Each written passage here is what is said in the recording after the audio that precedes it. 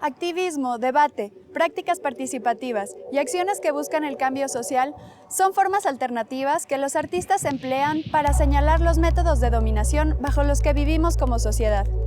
Desde su práctica, los artistas tienen diversas posibilidades de inmiscuirse en la realidad y a través de sus piezas cobramos conciencia de que las cosas pueden ser de otro modo. ¿Qué significados y repercusiones puede tener el arte a nivel político y social? Esta es una pregunta que buscamos responder a lo largo del programa de hoy.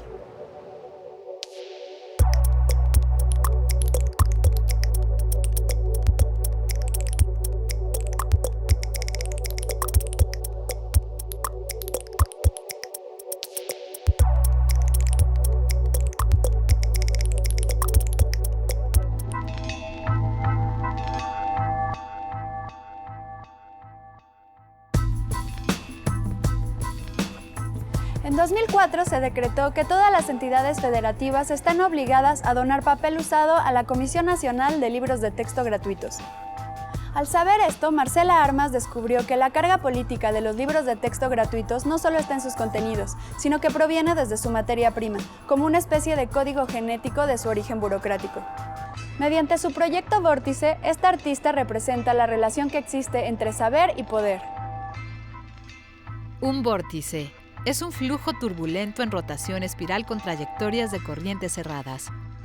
Marcela Armas escogió este título para su obra, pues señala el proceso político-cultural de nuestro país, que funciona como un fenómeno de flujos cerrados. Vórtice es parte de una indagación sobre los mecanismos de construcción de identidad cultural y producción de subjetividad que efectúa el Estado a través de la educación pública. Vórtice es una investigación, es bien largo, es una investigación sobre la naturaleza material del libro de la SEP, del libro gratuito. Entonces, básicamente el proyecto se dedica a hacer un rastreo del proceso de producción industrial del libro, yéndonos hasta el origen, la procedencia del papel con el que se imprimen los libros nuevos, ¿no? A partir de un decreto presidencial de 2004, todas las entidades federales están obligadas a donar papel usado en los procesos burocráticos a la Comisión Nacional de Libros de Texto Gratuitos. Los libros de texto que llegan a todo niño en la escuela primaria están hechos en una alta proporción con papel reciclado de dependencias gubernamentales. Nos encontramos con este programa Recicla para Leer, que a partir de la destrucción de los archivos muertos gubernamentales, este papel se recicla, se produce papel nuevo y con este papel se imprimen los libros actuales. Entonces, pues una parte del proyecto nos fuimos al Archivo General de la Nación. Nos dimos cuenta que es una cantidad de papel enorme, son miles de toneladas de papel que vienen de todas las entidades de la Administración Pública Federal. Estamos hablando de que estos papeles que se destruyen, hay documentos que vienen de orfanatos, de cárceles, de hospitales, también de oficinas, ¿no? Entonces hay un documental del proyecto que registra todo este proceso industrial, que para nosotros es muy significativo porque es una manera de entender cuál es el estado actual de la memoria histórica en nuestro país. Pues transformamos estos libros en bloques y de estos libros extrajimos piezas mecánicas, engranes, y con estos engranes se construyó un mecanismo, un reductor de velocidad. No quisimos que la construcción del mecanismo fuera arbitraria y simplemente transformar los libros en engranes y ponerlos a girar, sino que sí hicimos una selección de contenidos, o sea, sí hubo una intención. La estructura de la máquina está diseñada con tres curvas, como tres estructuras helicoidales, pero lo que es realmente importante es que estas tres secciones, estas tres curvas responden a una clasificación de contenidos que son tres grupos, ¿no? Un grupo que es sociedad, otro grupo que es naturaleza y otro grupo que es ciencia. Con esta pieza, Armas establece un nexo entre el saber y el poder y alude al complicado entramado de dispositivos de sujeción social que operan en los libros gratuitos de la SEP. La carga política y simbólica de los libros no está únicamente en sus contenidos, también en la materia prima con la que están hechos. Al final de cuentas, La Máquina es una alegoría del sistema educativo en México, pero más allá de eso, y por eso es un vórtice, es esta como gigante licuadora que está movilizando afectos, que está movilizando necesidades, que está movilizando problemas sociales, crisis, etcétera, ¿no?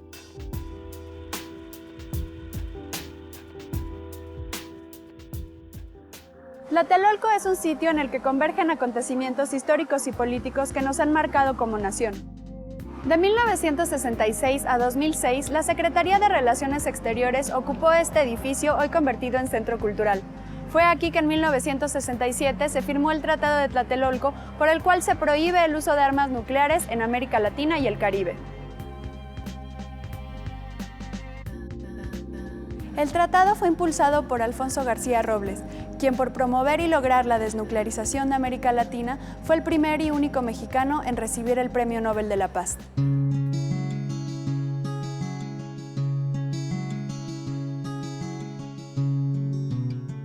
Jia Shanke es uno de los directores de cine más aclamados y controversiales de China. Es uno de los líderes de la llamada Sexta Generación, un grupo de cineastas conocido por retratar las vidas de las personas que quedan al margen del boom económico en China. La crítica social que Shanke logra transmitir en sus películas causa una profunda impresión en el público, que no permanece indiferente ante las situaciones que se evidencian en sus obras. Su trabajo más reciente, titulado Un toque de pecado, o A Touch of Sin, es una reflexión sobre la China contemporánea vista como un gigante económico que poco a poco se va erosionando por la violencia. Esta película señala la vida de los individuos que quedan fuera del milagro económico. Shanke es un director al que le interesa la sociedad y en especial los que viven en desventaja. A Touch of Sin se inscribe dentro del género wuxia de artes marciales que tuvo su apogeo con la película A Touch of Zen, del director Hu Qing en 1971. Shanke rinde homenaje a esta obra maestra desde el mismo título. En A Touch of Sin, 4 ciudadanos de la China contemporánea intentan encontrar una razón de existir dentro de la inmensidad de esta nación. Cada historia está basada en noticias reales que aparecen en los medios locales día con día y todas culminan en por lo menos una muerte. Al igual que en su aclamada película El Mundo de 2004, las posibilidades de que los personajes dejen China son muy remotas, principalmente porque consideran que el resto del mundo está mucho peor. La excepcional fotografía de Julie Kwai se centra en retratar una China fría, pero sobre todo, de una extensión inconmensurable, donde el pecado es lo único que le da sentido a la vida de estos 4 personajes.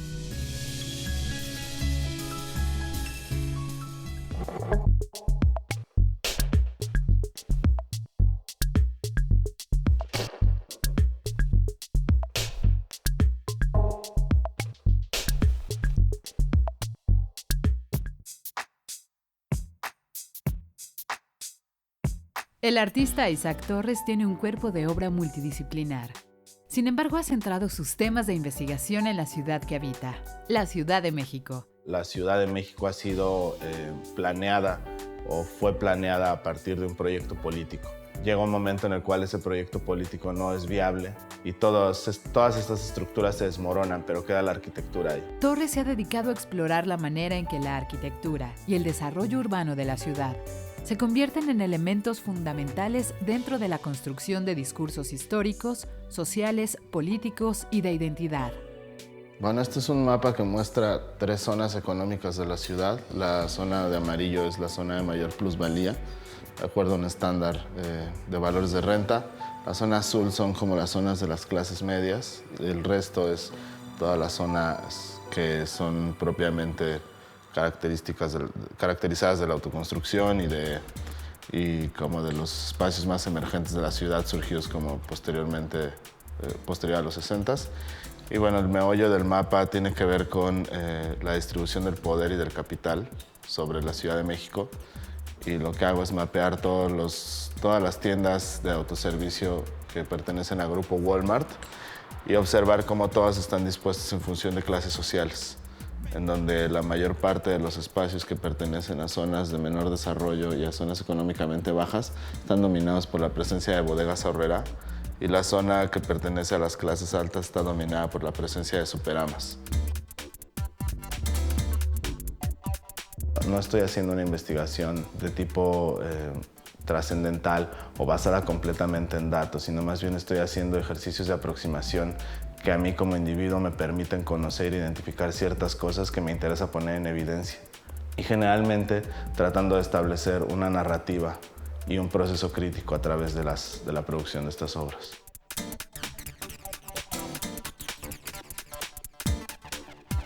La vivienda es un tema que me interesa por diversas razones. Considero que la vivienda es un derecho universal y que no solamente lo creo por principio, sino porque todas las legislaciones universales de derechos del hombre estipulan que debe de haber 3 cosas básicas que debe tener el hombre. La primera es salud, la segunda es libertad y la tercera es vivienda.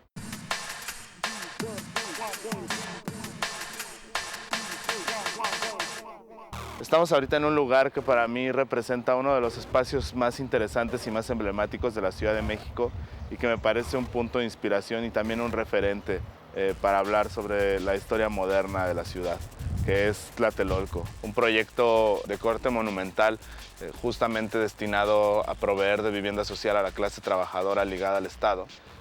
Y a mi juicio me parece que es un proyecto sumamente exitoso en términos de vivienda. Hay referencias acerca de estos proyectos basados en teorías de Le Corbusier, de la construcción de máquinas de habitar, de grandes torres de apartamentos que han fracasado alrededor del mundo, en Estados Unidos y en Europa, que se han convertido en guetos ingobernables. Y en el caso de Tlatelolco, Tlatelolco continúa vivo y Tlatelolco continúa siendo ese espacio donde vive la gente, donde transita la gente, donde convive la gente. Me parece que en particular también forma parte de un paisaje de la ciudad y ciertas aproximaciones hacia la historia moderna de la ciudad.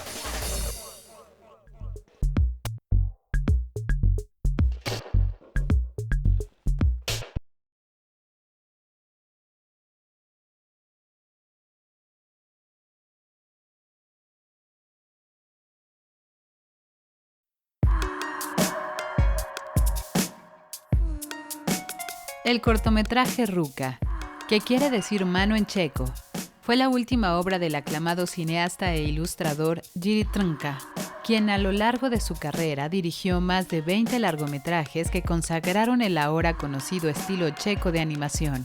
Su especialidad consistió en animar marionetas, y por lo general sus películas, aunque son adaptaciones de cuentos infantiles, son para un público adulto. Ruka se considera una especie de testamento artístico y representa un himno colérico a la libertad creativa. En el cortometraje, un escultor recibe la visita de una enorme mano que le exige la realización de una escultura de sí misma. La mano lo persigue constantemente hasta inducirlo al suicidio e incluso es la misma mano la que oficia su funeral. Este último cortometraje de Trnka es una clara protesta en contra de las condiciones impuestas por el régimen comunista checoslovaco a la creación artística y es una anticipación a la llamada Primavera de Praga. Después de la muerte de Trnka, las copias de este cortometraje fueron confiscadas y se prohibió su exhibición pública en Checoslovaquia durante 2 décadas. La obra de Minerva Cuevas se caracteriza por estar sustentada en investigaciones políticas y sociales, que regularmente culminan en una intervención de sitio específico. Ella es fundadora de la iniciativa Mejor Vida Corp, que es una especie de corporación o empresa que busca satisfacer pequeñas necesidades de la vida cotidiana que no son atendidas por instituciones públicas.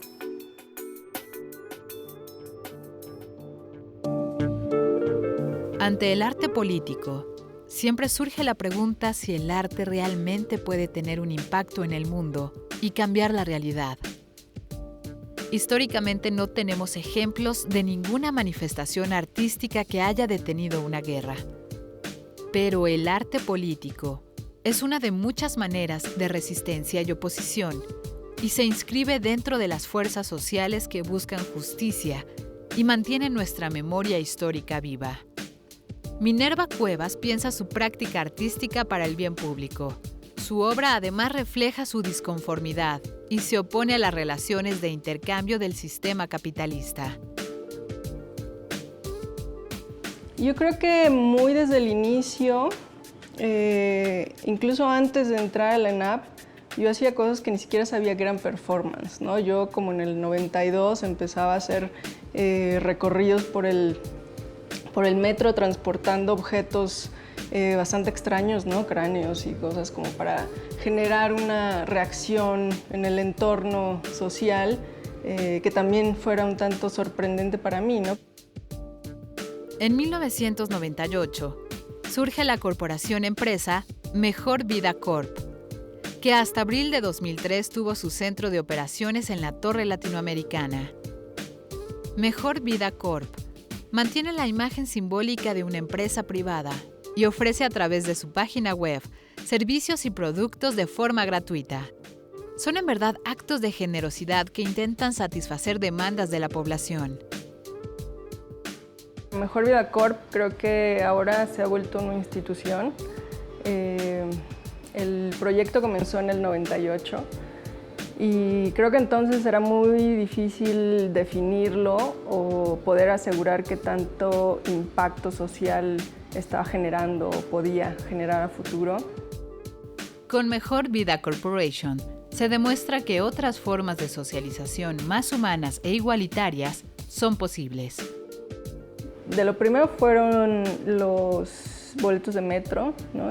La entrega de boletos para deshacer las largas filas de cuando había abonos para comprar boleto de metro. ¿Qué más? Las credenciales de estudiante, pasillas de seguridad y semillas mágicas, ¿no? Que semillas mágicas era básicamente ir a cajeros automáticos y dejar bolsitas de semillas de hortalizas, pero sin decir de qué eran. Bueno, esto es un ejemplo de código de barra para un supermercado que funcionó como intervención, ¿no? Y reemplazarlo en paquetes de alimentos para bajar el precio. Minerva Cuevas es también activista política y constantemente participa en campañas y actos anticapitalistas. En su proyecto de 2003 titulado Donald McRolland, Minerva Cuevas contrató a un actor que se disfrazó del payaso Ronald McDonald y fue a uno de los establecimientos de la cadena de hamburguesas más grande del mundo en París. El Donald, lejos de ser el payaso con el que los niños quieren celebrar su cumpleaños, traía un traje con un logotipo de material radioactivo para alertar sobre la alta toxicidad de la comida que ofrece esta empresa, además de unos colmillos de vampiro que aludían a la manera en que la cadena exprime a sus empleados, ofreciéndoles ínfimas condiciones de trabajo. Se trataba no de protestar frente al restaurante y las prácticas no éticas de toda la compañía, sino de que él de algún modo fuera muy honesto, que fuera Ronald mismo, que invitara a la gente a entrar al restaurante y bueno, sucedió que no tuvo absolutamente ningún problema, se acercaron gerentes, pero pues él logra, ¿no? Atraer a un montón de gente fuera del restaurante y también dar su monólogo, discurso dentro del McDonald's. El arte en sí como una disciplina que tiene que ver con la cultura, y la cultura como evidentemente tiene que ver con lo social, creo que sí tiene un modo de impactar de modos bastante inesperados.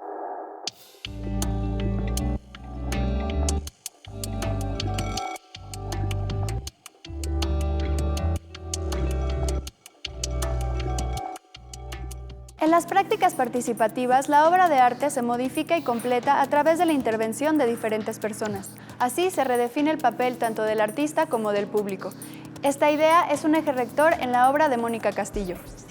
La participación puede entenderse como una acción en conjunto en donde se pretende una horizontalidad en la división de tareas, tanto de la parte que aporta el artista como las acciones que desempeña la comunidad con la que trabaja. La participación puede ser también la implementación de una o varias metodologías que tienen como objetivo el involucramiento de los grupos. En las prácticas participativas, se parte de la idea que vivimos en sociedades alienadas por los efectos del capitalismo, y la participación funge como un espacio restaurativo de los lazos sociales. La estética relacional o arte participativo es un término creado por el famoso curador Nicolás Bourriaud en los 90, que describe una tendencia en las prácticas artísticas basadas en o inspiradas por las relaciones humanas y su contexto social. En las prácticas participativas, los artistas se convierten en facilitadores más que en productores, y el arte se convierte en un intercambio de información entre el artista y los espectadores. De esta manera, el artista le otorga poder al público y los medios para poder cambiar parte de su contexto social. A grandes rasgos, yo te diría que se trata de trabajar en conjunto de una manera horizontal y donde todos los participantes tengan una voz y puedan decidir en conjunto un proceso, ¿no? La participación, en gran medida, lo interesante que tiene es que todos los participantes puedan tener voz, pero luego lo que pasa es que si nada más te dedicas a eso, pues son unos proyectos muy aburridos, o puede suceder, ¿no? Digamos que creo que el arte no está ahí como para solventar como una praxis deficiente de la democracia, ¿no? Creo que el arte puede como más cosas que aquello, y que en un momento dado tener esta experiencia de democracia no es lo más importante. Personalmente creo también que la democracia es como un sistema que tiene muchas deficiencias, o sea, la democracia puede ser profundamente mediocre, por ejemplo, ¿no? En este sentido, el trabajo del artista polaco Artur Zmijewski ha sido sumamente controversial y polémico, pues ha colaborado con minorías que se encuentran en desventaja a nivel psicológico o físico, con el objetivo de señalar atrocidades que llegamos a permitir como sociedad. Las películas de Zmijewski están hechas de una manera y con un método específicos. Primero se plantea un posible escenario, después provoca una situación e introduce un grupo de personas para ver cómo reaccionan, cómo se comportan y cómo interactúan. En 2005, Zmijewski fue seleccionado para representar a Polonia en la Bienal de Venecia. Decidió participar con una pieza titulada Repetición, en la que realizó una reinterpretación o reenactment del experimento de 1971 de la prisión de Stanford. Repetition es un experimento que hace Philip Zimbardo, o sea, parte de este experimento de psicología social que hace Philip Zimbardo en Stanford en los 70s, que consiste en meter a chavos completamente normales y los invita a través del periódico a actuar durante una semana prisioneros y carcelarios. Y lo que pasa es que en esta situación cerrada, o sea, lo hace en la universidad, cierra el departamento de psicología y lo hace como una especie de cárcel, y en una cuestión de 2-3 días aquello escala a una cuestión completamente loca, tan loca que se tiene que parar.